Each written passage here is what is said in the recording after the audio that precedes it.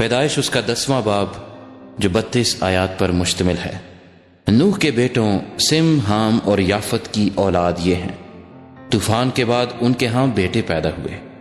بنی یافت یہ ہیں: جمر اور ماجوج اور مادی اور یاوان اور توبل اور مسک اور تیراس، اور جمر کے بیٹے اشک ناز اور ریفت اور تجرما، اور یاوان کے بیٹے الیسا اور ترسیس، کتی اور دودانی، قوموں کے جزیرے انہی کی نسل میں بٹ کر ہر ایک کی زبان اور قبیلے کے مطابق مختلف ملک اور گروہ ہو گئے۔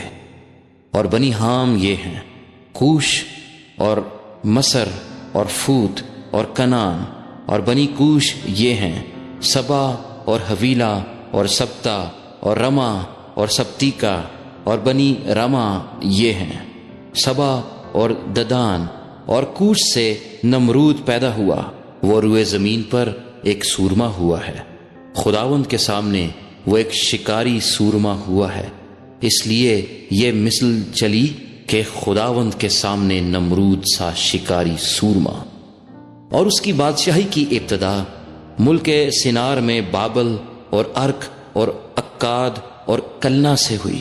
اسی ملک سے نکل کر وہ اسور میں آیا، اور نینوا اور رہبوت، ایر اور کلہ کو، اور نینوا اور کلہ کے درمیان رسن کو جو بڑا شہر ہے بنایا، اور مصر سے لودی اور انامی اور لہابی اور لفتوہی اور فتروسی اور کسلوہی، جن سے فلسطی نکلے، اور کفتوری پیدا ہوئے۔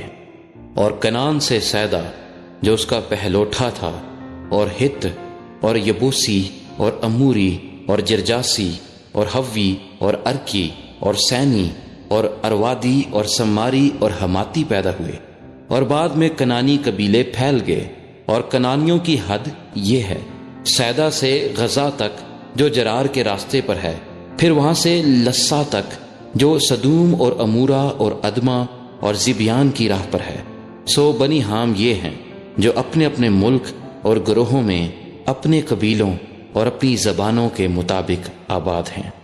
اور سم کے ہاں بھی جو تمام بنی عبر کا باپ اور یافت کا بڑا بھائی تھا اولاد ہوئی۔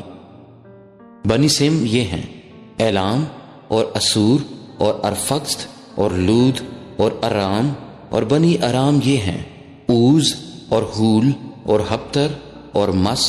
اور ارفکسد سے سلا پیدا ہوا، اور سلا سے عبر، اور عبر کے ہاں 2 بیٹے پیدا ہوئے۔ ایک کا نام فلج تھا کیونکہ زمین اس کے ایام میں بٹی، اور اس کے بھائی کا نام یکتان تھا۔ اور یکتان سے المداد اور سلف اور حسار، ماوت اور عراق اور حدورام اور اوزال اور دکلا اور اوبل اور ابی مائل اور سبا اور اوفیر اور حویلہ اور یوباب پیدا ہوئے۔ یہ سب بنی یکتان تھے، اور ان کی آبادی میسا سے مشرق کے ایک پہاڑ صفار کی طرف تھی۔ سو بنی سم یہ ہیں جو اپنے اپنے ملک اور گروہوں میں قبیلوں اور اپنی زبانوں کے مطابق آباد ہیں۔ نوح کے بیٹوں کے خاندان ان کی گروہوں اور نسلوں کے اعتبار سے یہی ہیں، اور طوفان کے بعد جو قومیں زمین پر جا بجا منقسم ہوئیں وہ انہی میں سے تھیں۔